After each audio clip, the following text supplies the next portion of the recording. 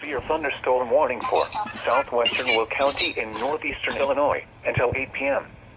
At 7:11 p.m., a severe thunderstorm was located near Diamond, or near Wilmington, moving northeast at 40 miles per hour.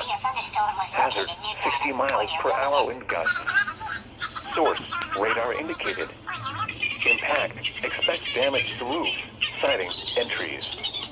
Locations impacted include Shanahan, Minooka, Braidwood, Wilmington, Peotone, Manhattan, Diamond, Elwood, Lakewood Shores, Wilton Center, and Simerton.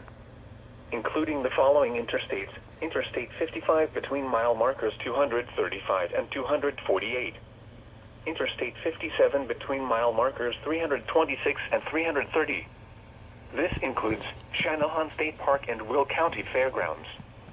For your protection, move to an interior room on the lowest floor of a building.